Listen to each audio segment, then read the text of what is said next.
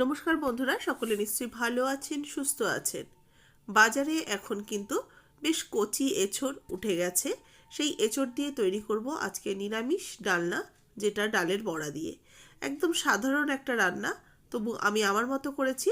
রেসিপিটা ভালো লাগলে অবশ্যই লাইক, শেয়ার, কমেন্টস করবেন এবং নতুন বন্ধু হয়ে থাকলে চ্যানেলটাকে অবশ্যই সাবস্ক্রাইব করে নিয়ে পাশে থাকা বেল আইকনটা প্রেস করে দেবেন। নতুন বন্ধুদের স্বাগত জানিয়ে পুরনো বন্ধুদের পাশে থাকার জন্য ধন্যবাদ জানিয়ে শুরু করব আজকের recipe. Welcome to Mimi's recipes. চলুন দেখে নিই কীভাবে তৈরি করছি। এখানে আমি ডাল বাটা নিয়েছি।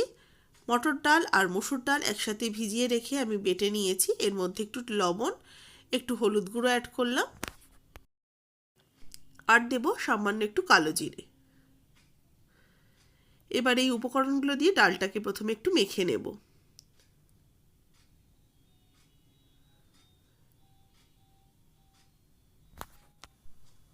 ডালটা কিন্তু আমি খুব মিহি করে বাটিনি, একটু দানা দানা রয়েছে। দেখুন, এই পর্যায়ে করে আমি ডালটাকে বেটে নিয়েছি। এবার ডালের বড়া তৈরি করার জন্য কড়াইতে আমি দিয়ে দিচ্ছি সর্ষের তেল। 2 চামচ তেল দিয়েছি। তেলটা ভালো করে কড়াইয়ের সারা গায়ে লাগিয়ে নেব, যাতে বড়াটা তৈরি হতে সুবিধা হয়। এবার একটা একটা করে বড়া আমি ছোট ছোট করে বড়াগুলো তৈরি করব। যেহেতু এটা ডালের বড়া দিয়ে তরকারি বানাবো, সেই কারণে একটু ছোট ছোট করে বড়াগুলো তৈরি করতে হবে। আমি এখানে মসুর আর মটর মিশিয়ে করেছি। আপনারা চাইলে শুধু মটর ডাল দিয়েও কিন্তু ডাল ভিজিয়ে বড়া তৈরি করতে পারেন।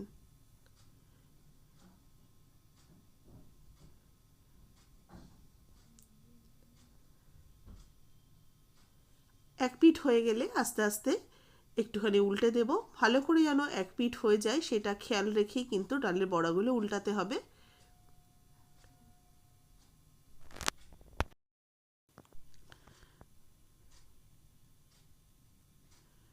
বড়াগুলো দেখুন এদিক ওদিক করে বেশ লাল করে মুচমুচে করে ভেজে নিয়েছি। এবার এই বড়াগুলোকে আমি উঠিয়ে রাখবো। বড়াগুলো তেল থেকে উঠিয়ে রেখেছি। এবার এই তেলের মধ্যে আরও কিছুটা তেল দিয়ে দিলাম। এবার এর মধ্যে আমি এঁচোড় আর আলু একসাথে একটু ভেজে নেব। এঁচোড়গুলো এরকম দেখুন কচি এঁচোড় ডুমো ডুমো করে কেটে রেখেছি, আর তার সাথে আলুগুলোকেও এরকম করে কাটা রয়েছে। আলু আর এঁচোড় আমি একসাথে ভেজে নেব। এগুলো কিন্তু সেদ্ধ করা না, আমি সেদ্ধ ছাড়াই কিন্তু এটা রান্না করছি। একটু লবণ দিয়ে দিলাম যাতে এঁচোড় আর আলু ভালো করে ভাজা হয়ে যায়। যেহেতু এঁচোড়টা একদম নতুন এঁচোড়, কচি এঁচোড়, সেই কারণেই কিন্তু এটাকে আর সেদ্ধ করিনি, নাহলে আপনারা সেদ্ধ করে নিয়েও ভাজতে পারেন। ঢাকা দিয়ে রাখলাম কিছুক্ষণের জন্য। এর মধ্যে আমি একটা মশলার পেস্ট করে নেব। একটা বাটির মধ্যে আমি আদা কাঁচা লঙ্কা বাটা নিয়েছি 1 চামচ। তার মধ্যে দিচ্ছি হলুদ গুঁড়ো 1/2 টিস্পুন। এর সাথে দেব জিরের গুঁড়ো 1/2 টিস্পুন, দেব ধনের গুঁড়ো 1/2 টিস্পুন, আর দিচ্ছি Kashmiri red chilli powder 1/4 teaspoon. এর সাথে সামান্য একটু চিনি অ্যাড করলাম। এবার একটু জল দিয়ে এটাকে একটা পেস্ট করে নেব। রেগুলারের মশলাটা দিয়েই কিন্তু আমি আদা কাঁচা লঙ্কা বাটার মধ্যে মিশিয়ে নিয়ে একটা পেস্ট করে নিলাম। এদিকে ঢাকাটা খুলে নিচ্ছি। এঁচোড় আর আলুটা ভাজা হতে দিয়েছিলাম। দেখুন অনেকটাই বেশ ভাজা হয়ে এসছে, বেশ হালকা লাল লাল রং হয়ে এসছে, আর আমি মধ্যিখানে কিছুক্ষণ নাড়িয়েও দিয়েছিলাম। এবার এই এঁচোড় আর আলুটাকে আমি তুলে রাখবো। এবার ওই কড়াইতে আমি আরও 1 চামচের মতো তেল দিয়ে দিলাম। তেলের মধ্যে ফোড়ন দিয়ে দেবো শুকনো লঙ্কা, দেব তেজপাতা, আর দিচ্ছি একটু গোটা জিরে। ফোড়নটা কিছুক্ষণ রান্না করে নেব। ফোড়নটার থেকে যখন একটা সুন্দর ফ্লেভার বেরোবে, এর মধ্যে দেব কেটে রাখা টমেটো। টমেটো কোচানোগুলো দিয়েও আমি একটু নাড়াচাড়া করে নিচ্ছি।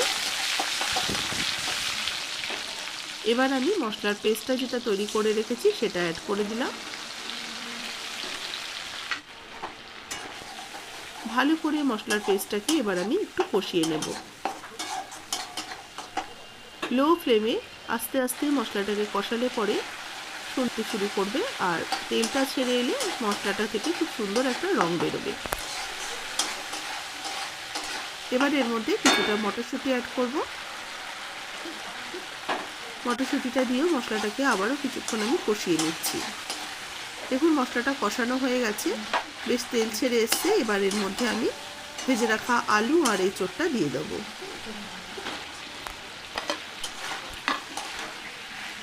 এঁচোড় আলু দিয়ে ভালো করে আবারও কিছুক্ষণ কষিয়ে নেব। মশলার যত ভালো করে কষানো হবে ততই কিন্তু রান্নার স্বাদ ভালো হয়। এবার আমি স্বাদ মতো লবণটা অ্যাড করে দিলাম।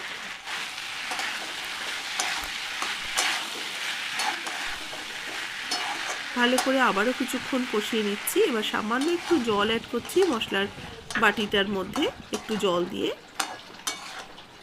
এবার কিছুক্ষণ আমি ঢাকা চাপা দিয়ে রান্না হতে দেব। কষানোর সময় একটু ঢাকা দিয়ে সিম আঁচে কষালে পরে কিন্তু রান্নার স্বাদ খুব ভালো হয়। দেখুন এটা ঢাকা দিয়ে বেশ কিছুক্ষণ কষিয়ে নিলাম। মশলাটা ভালো করে কষিয়ে নিয়েছি। এঁচোড় কষানো হয়ে যাওয়ার পর সামান্য একটু জল দিয়ে দিচ্ছি।